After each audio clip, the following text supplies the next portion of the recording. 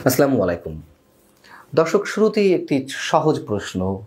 হাজারো মানুষের প্রাণের মধ্য দিয়ে, রক্তের উপর দিয়ে 5 আগস্টের পর পরিবর্তিত বাংলাদেশে সবচেয়ে বেশি লাভবান হয়েছেন কোন ব্যক্তি, কোন প্রতিষ্ঠান বা গোষ্ঠীটি?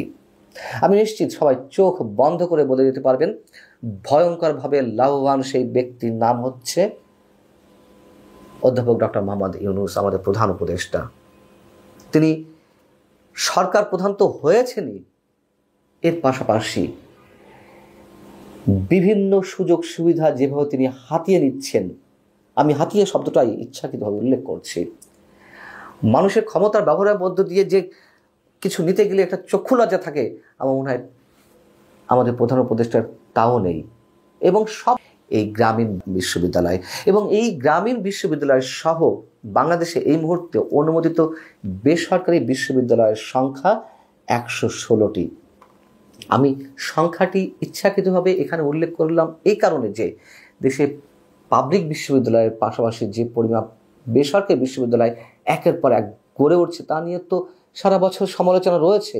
সমালোচনা এই জন্য যে যেখানে শিক্ষার মানে কোনো উন্নতি হচ্ছে না, গবেষণার জন্য উপযুক্ত কোনো পরিবেশ সৃষ্টি হচ্ছে না, গবেষণার জন্য উপযুক্ত কোনো বরাদ্দ নেই, আন্তর্জাতিক র্যাঙ্কিংয়ে ঢাকা বিশ্ববিদ্যালয়ের মতন বিশ্ববিদ্যালয়ের অবস্থান থাকে তলানিতে, সেখানে একের পর এক বিশ্ববিদ্যালয় এবং সেই কাতারের নাম লেখালেন আমাদের প্রধান উপদেষ্টা।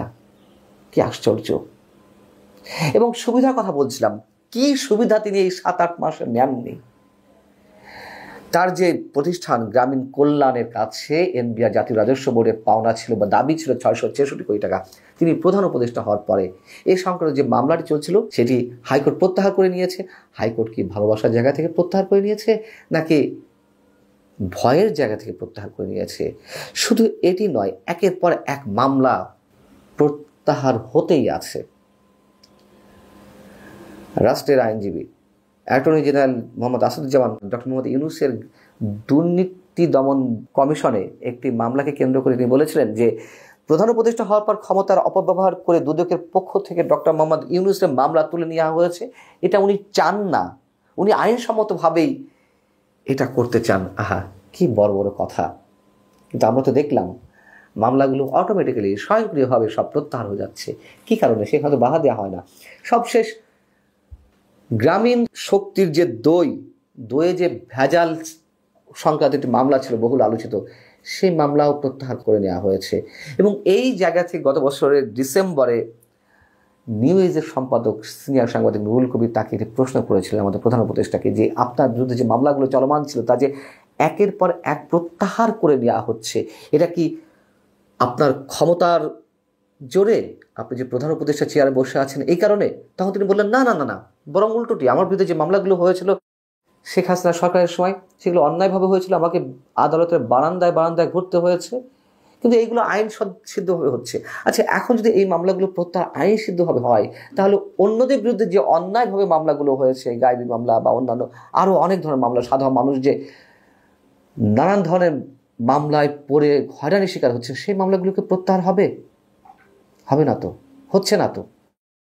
এবং যে কারণে শেখ হাসিনার আমরা অসম্ভব সমালোচনা করি, 2008 সালে নির্বাচনের মাধ্যমে তিনি যে ক্ষমতায় এলেন, তারপরে ওয়ান লিভের সরকারের সময় যে মামলাগুলো শেখ হাসিনার বিরুদ্ধে ছিল এবং খালেদা জিয়ার বিরুদ্ধে ছিল, খালেদা জিয়ার বিরুদ্ধে মামলাগুলো ঠিকই চলমান রইল, শেখ হাসিনার বিরুদ্ধে মামলাগুলো প্রত্যাহার করে নেওয়া হলো।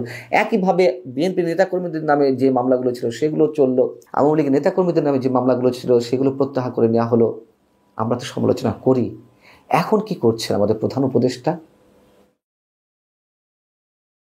এর বাইরে তিনি যে সুযোগ সুবিধাগুলো নিয়েছেন, একে একে বলতে গেলে তো অনেক লম্বা হয়ে যাবে এই কন্টেন্ট, কয়েকটা বলি। আরেকটা হচ্ছে গ্রামীণ ব্যাংকে কোনো ধরনের ট্যাক্স দিতে হবে না। কি সুন্দর! গ্রামীণ ব্যাংকে সরকারের যে শেয়ার ছিল 25%, নতুন আইন সংশোধন করা হচ্ছে নতুন করে, সেখানে সরকারের শেয়ার নামিয়ে আনা হচ্ছে 5% মাত্র। এবং এই সংশোধিত আইনের মাধ্যমে গ্রামীণ ব্যাংকের উপরে সরকারের কর্তৃত্ব আর আগের মতো থাকবে না, এটা চলে যাবে বাংলাদেশ ব্যাংকের হাতে। এবং গ্রামীণ ট্রাস্টটি বৈধতা নিয়ে নিয়েছে নেপালি একটি প্রতিষ্ঠান তাদের শেয়ার কেনা ছিল, এখন সেটি বৈধ হয়ে গেছে। আফ্রিকার একটি দেশে এরকম একটি প্রতিষ্ঠান শেয়ার কেনা ছিল, সেটি বৈধ হয়ে গেছে। এবং এই যে বিদেশি বিনিয়োগের যে ছাড়পত্র বা সুবিধাটি নেওয়া, অনুমোদন নেওয়া, এটা তো যায় তাই কথা নয়। এর মধ্যে দিয়ে আরও অনেক কিছু ঘুরে যাওয়ার সম্ভাবনা থাকে। হাতে গোনা কয়েকটি প্রতিষ্ঠান মাত্র বিদেশে বিনিয়োগের অনুমোদনপত্র নিয়ে আছে, তার মধ্যে একটি দাঁড়ালো গ্রামীণ ট্রাস্ট। এবং স্টারলিংক, ইলন মাস্কের যে স্টারলিংক আসছে বাংলাদেশে ইন্টারনেট পরিষেবা দিতে, সেখানে ডক্টর মোহাম্মদ ইউনূস তো তিনি নিজেই প্রপোজ করেছেন যে এখানে লোকাল এজেন্ট হিসেবে তিনি গ্রামীণ ফোনকে ইউজ করতে পারেন। কি অদ্ভুত প্রস্তাব! তিনি তো শপথ ভঙ্গ করেছেন, এ নিয়ে কেউ কোনো কথা বলছে না। দেশে এতগুলো মোবাইল অপারেটর থাকতে তিনি বিশেষ একটি প্রতিষ্ঠানের কথা কেন বলবেন? এটি যে তার প্রতিষ্ঠান আমরা তো সবাই জানি। এখন নাম কবা আসতে খাতা কলমে না থাকলেও তার তো শেয়ার রয়েছে। তিনি কদিন আগেও তো গ্রামীণ টেলিকমের চেয়ারম্যান ছিলেন, সেই গ্রামীণ টেলিকমের 10% শেয়ার রয়েছে গ্রামীণ ফোনে।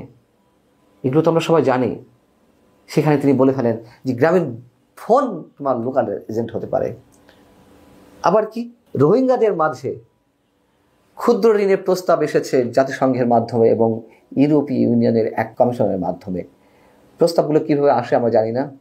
তো বলা হচ্ছে যে যেহেতু রোহিঙ্গাদের জীবনমানের অবনতি ঘটছে, বিদেশি অনুদান কমে গেছে, যুক্তরাষ্ট্র টাকা দেওয়া বন্ধ করে দিয়েছে, জাতিসংঘ টাকা অর্ধেক করে দিয়েছে, তুমি এখানে গ্রামীণ ব্যাংকের মাধ্যমে ক্ষুদ্র ঋণ দাও যাতে করে তারা স্বাবলম্বী হতে পারে। এতে করে বাংলাদেশে ভয়ঙ্কর যে পরিস্থিতি হয়ে দাঁড়াবে, রোহিঙ্গারা যে স্থায়ীভাবে বসবাস করবে এখানে, সেটাকে আমরা বুঝতে পারছি।